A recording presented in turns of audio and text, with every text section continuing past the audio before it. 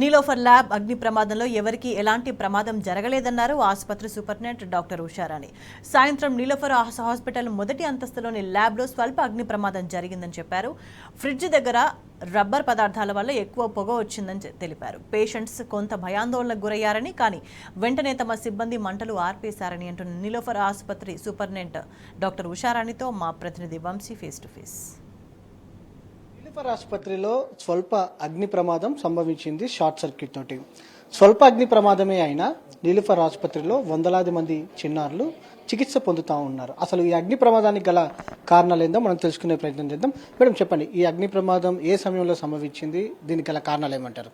ఈరోజు సాయంకాలం 5 గంటలకి ఓల్డ్ బిల్డింగ్లో ల్యాబ్ ఏరియా ఫస్ట్ ఫ్లోర్లో ల్యాబ్స్ ఉంటాయి, బయోకెమిస్ట్రీ మైక్రోబయాలజీ అవి.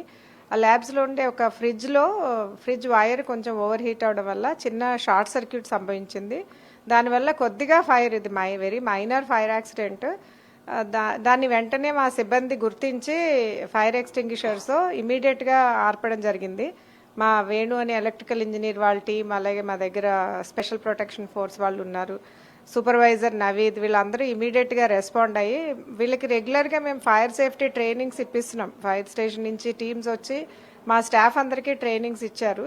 దానివల్ల even before the team arrived మేము ఫైర్ స్టేషన్ కూడా ఇన్ఫార్మ్ చేయడం జరిగింది. బట్ వాళ్ళు వచ్చే ముందునే ఇమీడియట్గా ఫైర్ యాక్సిడెంట్ ఆపడం జరిగింది. ఎక్స్టింగ్విషర్స్ యూజ్ చేసి కొద్దిగా పక్కన ఉన్న రబ్బర్ అవి కాలడం వల్ల కొంచెం స్మోక్ వచ్చింది. అది కూడా ఇప్పుడు క్లియర్ అయింది.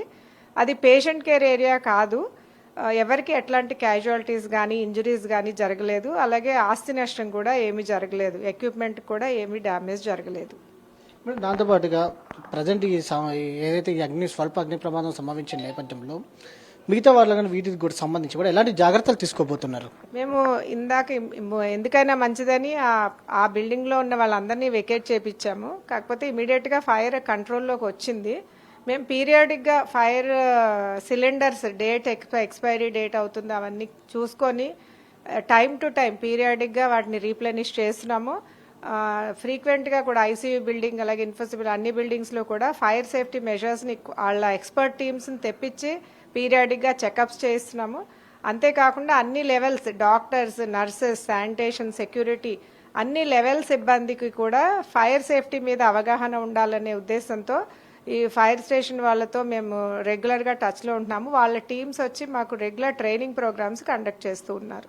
ఇది మొత్తం మీద స్వల్ప అగ్ని ప్రమాదమైనా కూడా వెంటనే అలర్ట్ అయ్యి అక్కడ ఫ్లోర్లో ఉన్నటువంటి వారిని కూడా కొంత ఖాళీ చేయించినట్టు కూడా చెప్తా ఉన్నారు. దాంతోపాటుగా ఆస్తి నష్టం కావచ్చు, దాంతోపాటుగా ప్రాణ నష్టం కూడా ఎలాంటి జరగలేదు కూడా, ఇంకా ముందు ఇలాంటివి జరగకుండా కూడా చర్యలు తీసుకుంటామని కూడా చెప్పడం జరిగింది. వీడియో జర్నలిస్ట్ ఎం రవితో వంశీకృష్ణ, టీ న్యూస్, హైదరాబాద్.